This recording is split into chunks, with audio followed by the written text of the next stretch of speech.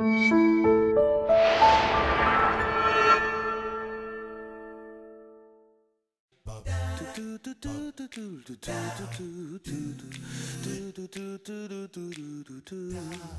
everyone, I'm Captain Logan. And I'm Eric. And today we're going to tell you how we felt about the pilot. It's the Orville! The Orville, yeah! So we are so stoked we finally get to watch the Orville. We've been waiting for it for months. No, we haven't. It took 12 hours!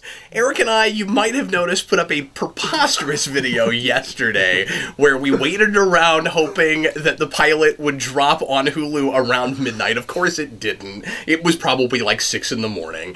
And, but we had planned on watching it today, and we were just sitting around talking, and we were like, well, maybe we could watch it at midnight. It'll technically be Monday. Maybe we can go ahead and watch it. And of course we weren't able to. And this is a thing that we didn't even know if we were going to watch. And I thought it had come out already, like a week or two ago, and I just like hadn't heard anything about it. I didn't really. I saw a preview and wasn't real impressed, and I was like, I don't care until people start talking about it. And then I found out that it wasn't out yet, and people were asking me to review it, and I was like, I guess I'll take a look. And then I saw a different preview and a couple of jokes I thought were really funny, and I was like, okay, I'm gonna give this a chance. But I wasn't like super stoked or anything.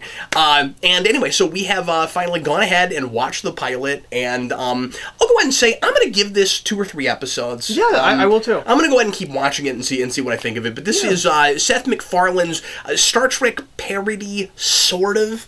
It's a real awkward kind of thing where it's a drama comedy where the comedy is certainly supposed to be at the forefront, but it's more of a drama than I might have expected, and it's and it really is just Seth MacFarlane doing Star Trek. Like everything about this is Star Trek. It's not like a blend of a bunch of different science fiction things. It's not a new premise. It's Star Trek. I mean, that's what it is. It's not even with pop culture like references, and actually not a lot of pop culture yet, but we got a Smurf joke. That's true, but like just kind of modern humor and just less formal language and humor than you usually would see on Star Trek. And obviously, again, it is a comedy, so they go to some of the Seth MacFarlane type, some of that well.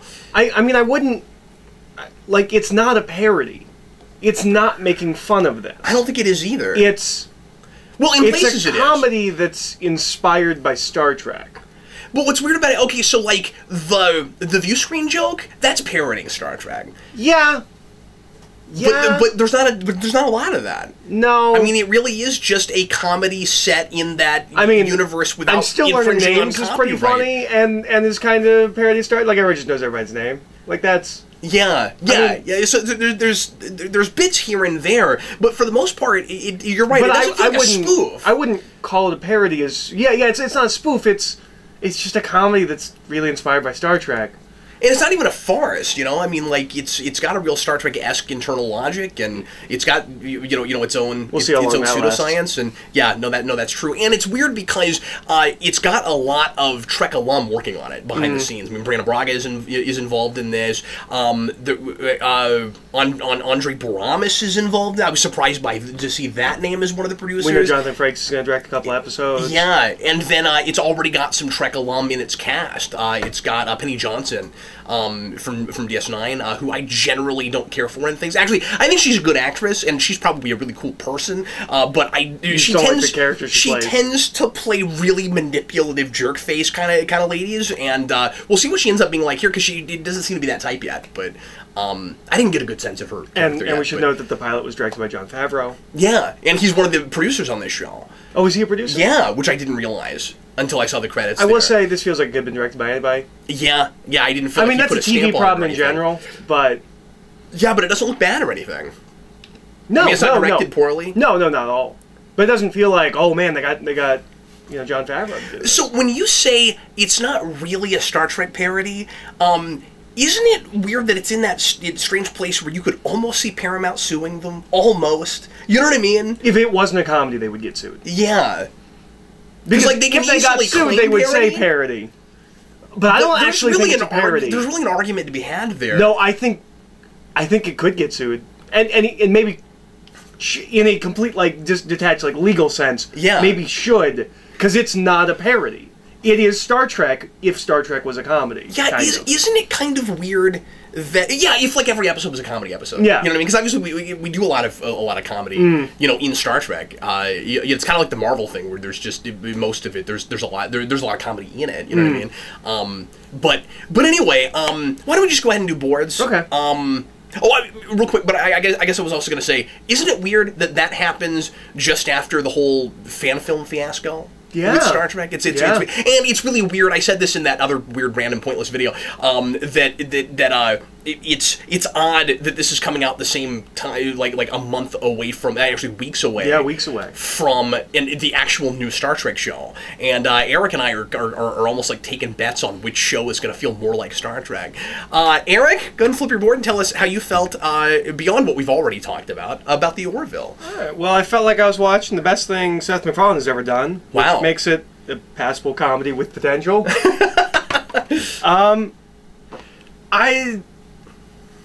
I really expected to hate this because I don't like Seth MacFarlane. I don't like his brand of comedy. Based on this pilot, we'll see what happens moving forward. But the joke percentage was higher than joke percentage landing with me was higher than I was expecting it to be. Same here, yeah. I'd say it was about 50-60%. Like, I think more jokes landed with me than didn't. But there were a lot that fell flat. There was a lot that fell flat, but I legitimately liked some of them. I think it's good enough that I'm going to give it a couple episodes. You know what I'm surprised by? It doesn't feel ultra cynical like I thought it might. No. Even with some of the kind of potty humor and stuff that it goes to. And even the setup character premise doesn't feel cynical. Yeah, and it has a personality-wise like diverse enough cast where you can do some interesting things with the robot. You can do some interesting things with the guy from the planet that is all males and yeah. No, it feels like it legitimately has potential. I could see this show taking half a season or a whole season to really find its voice, but getting really good. I could also see it immediately falling apart and be beating a dead horse like every other show Seth MacFarlane's ever done. Yeah. But well, the mistake he would make would be to write every episode. Yeah. If he's smart and let some other people write on this show. Yeah. And of course, it being ensemble space opera, and I know this is supposed to be kind of an episodic show where he's going to have a lot of one and done episodes. He really ought to let other people come in and people that have written on science fiction shows. Yeah, no, I agree. So yeah, I liked it. I'll go with feeling it. Like, wow. I'll go with feeling it. I liked it well enough. I'm not like immediately a fan of the show, and I can't wait to see the next episode, like I was before we watched the episode. But I'll give it a couple episodes. I'll see how it does. It's not bad. It's not the worst thing. Maybe it was just the environment, like us, we're watching it together, like we were having a good time watching it. If I'd watched it in a vacuum, maybe less so. And we kind of forced an event out of it. Yeah, that was fun. I liked it well enough. Well enough to give it a chance and watch some more. Let me ask you this: do you want to see this show go in more of a comic direction or less of a comedy? Like do you want to see more of a ratio of a joke every few seconds, or do you want to see them back off on that and just make a show? Because I'm afraid if they backed off on it too much, it would just be a Star Trek ripoff. What do you think? I just want them to have better jokes. Yeah. I'm fine with it being with it being kind of a dramedy space opera thingy, but I just work harder at your jokes, man. Like, some of these jokes are so lazy. Like, it's just that joke has been made literally 4 billion times. But you made it in space.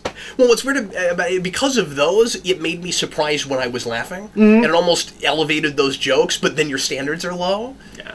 And I like a lot of the cast. Me too. The helmsman and the other guy who also is good at being a helmsman, but I don't remember what his actual job is. I don't either. He's also at the console. Those guys are fun. And they immediately have good chemistry together. Yeah, and so does the and you can tell they're playing on the Chekhov Sulu thing there. The alien guy. The Worf guy. The one who's the planet with only males. Yeah, with only males. That seems like a real stock character, but like he delivers his lines, and I think it's funny. Yeah. And I kept waiting for the robot to be funny, and he never actually said much. Not really. I think he had one funny line once he was on the bridge, but I like the cast okay. Is he kind of like the droid from Rogue One? I mean, that droid. Like if they start actually giving him like funny lines, like I keep waiting for him to get more sarcastic. I keep waiting for him to just have asides about how much better he is. Right. Yeah, because that's his whole thing, right? Is superiority and doesn't seem to be like in a mean way. He just like we are superior. Yeah. But yeah, I'm not sure why his race is interested in the Union at all, but okay. Yeah. I mean, I guess just to make peace and stuff. But like, I guess I'm not sure why they're interested in humans. I don't know what that's about. I think it's a show with potential. We'll see. Yeah, I do too. That's my like. You know, if you're taking if you're putting my quote on the box of the DVD when it releases, it has potential. Or I guess the box of the pilot. The pilot. When they release just the pilot, it has potential. Yeah, the VHS tape that just has the first couple episodes. Yeah. Eric, so I wrote the board I expected to write, and if you saw the pointless video we made yesterday, you'll expect this board and kind of roll your eyes at it probably. But Eric, this episode made me feel like I was watching the actual Galaxy Quest TV show or a remake made in 2017. There is almost more Galaxy Quest here than there is Star Trek, which is a weird thing to say because obviously that is a Trek parody, but it has the flavor of the TV show that movie is about to me, and like even in like the ship design and the set design and like that helmsman thing that we were talking about, that relationship with them, just everything about, and the ways in which it's consciously cheesy and sappy toward the end is very much that, where it feels like it's obviously throwing back to TOS and TNG, but I don't even know if this is intentional, but it feels like I'm watching that show, like the almost like 90s version of TOS, which I guess is TNG, but you know what I mean. It's just a weird mixed bag for me. Because it's too generic to not be more jokes more often. To me. And, like, I kind of appreciate that he's trying to actually, you know, tell a story and have some real sci-fi premises, but... And I think you could still do that and make it more spoofy. Like, I like the... I like the sci-fi idea in the pilot. I like the technology that, you know, makes things age 100 years or whatever, and it wasn't hard to sink your teeth into it. Like, I thought he might intentionally go the TNG, the typical Star Trek pilot direction of going really convoluted and having like these big giant cosmic ideas that are impossible to get your mind around. I thought he might go there, and I was really glad that he didn't do that. Like space jellyfish. It's or DS9 where you have cosmic entities that don't understand linear time, but they clearly live by linear time. A couple of months. I mean, I don't know when I'll see you again. What is this time thing that you keep talking about? I didn't need the immature humor, and it's Seth MacFarlane, so I expected that. I actually kind of expected more than we got. I think it's a little restrained. But because there's any of it there at all, it feels intrusive. Yeah. You know, with this material. So, I've got a question, because we're going to watch this upstairs, and then we're like, well, I don't know if we should watch this upstairs. So we came downstairs. Would you let Jason watch this, based solely on the pilot? I don't know. I mean, like, I don't think the immature, you know, adult humor he would get. I think it would go over his head. But at the same time, I was put off by the idea of letting kids watch this right at the very beginning, because it opens with that kind of stuff. Just right away. But I also thought into that kind of stuff. I also thought the opening scene was done as tamely as it possibly could be, given if that's the scenario you're writing, that's as non-offensive as I think you can. Yeah, but I'm actually not even talking about that. Okay. Like just even right after that, it just seems like we jump pretty quickly. We do talk about the guy drawing things on things. Yeah, you're right. You're right. And I'm not saying that he should watch. I was just asking. That was kind of a redo of the Archer Tucker scene from the pilot of Enterprise, where they're in the shuttle and he's got his hat on. Yeah. I watched that the other day. Do you think you probably enjoyed this more because you've got more TNG under your belt? Maybe. I don't know. That's hard to say. Yeah. I've seen Galaxy Quest. I mean, I really do think we could have gone more in that direction, especially because just the flavor of it was real Galaxy Quest to me, just in making fun of more of the tropes, although I also think that could get stale on a serialized basis. Well, and this is obviously just the pilot. Like, we could do more of that as it goes on. Yeah, but I think it might confuse some people in what exactly it is just watching that first episode. Yeah.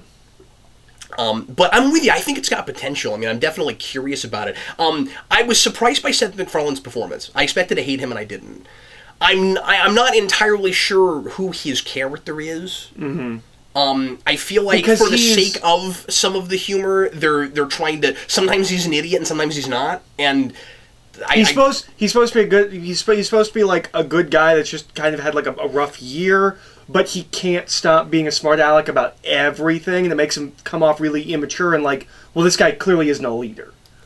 Yeah, but then when the chips are down, he very much is a leader, and he knows how to do that. And it just sometimes I feel like I'm looking at the character that this guy's supposed to be, and sometimes I feel like I'm just looking at Seth MacFarlane getting all excited to get to do Star Trek stuff. You know what I mean? He's Kirk sometimes, and he's the actual character he's playing sometimes. And that's kind of probably because I don't know, Like I said, I was surprised by his performance, some of his line deliveries and things, but I really feel like I'm just watching Seth MacFarlane on a Star Trek bridge. I mean, we talk, like this show exists so that Seth MacFarlane can play a starship captain.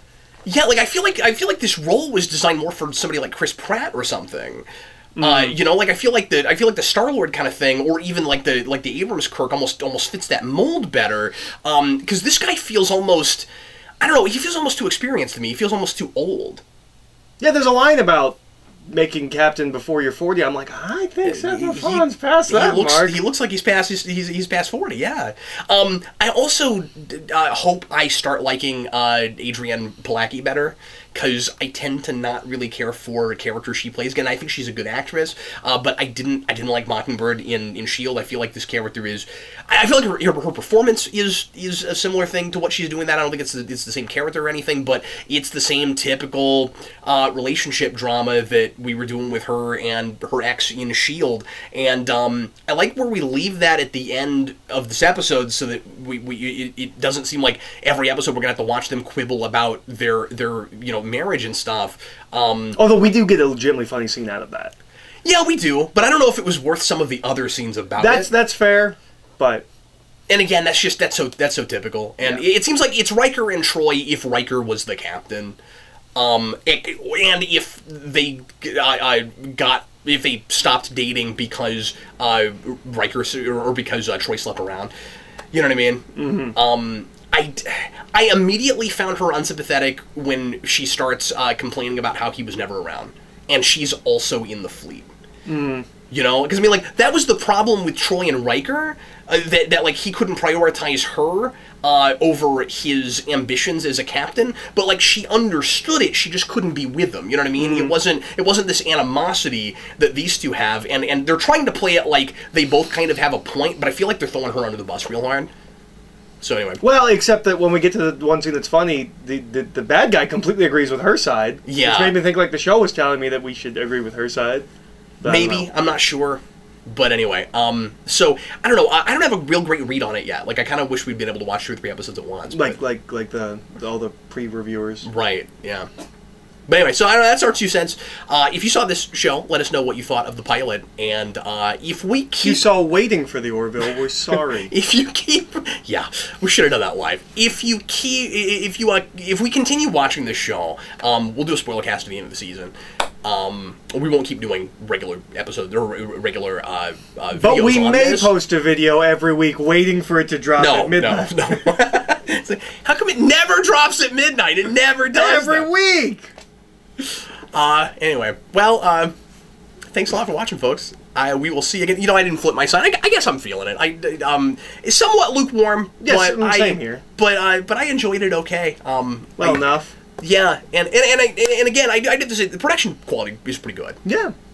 Yeah. It looks though too expensive for what I think the ratings are going to be. Like, yeah. I don't think this will get another season. I'm pretty sure it'll get canceled. No, this is very clear like a passion project. Like Seth MacFarlane turned in all of his chips at Fox to make this show. I don't think it gets a season 2. I wouldn't think. Unless he just has that much pull over there. Or it takes off and people really like it. Yeah. Because we've only heard critical reviews. We don't know what normal people think. We sure don't. And viewers like you. Anyway, thanks again for watching, folks. We'll see you again next time. I'm Captain Logan. And I'm Eric. See you, folks.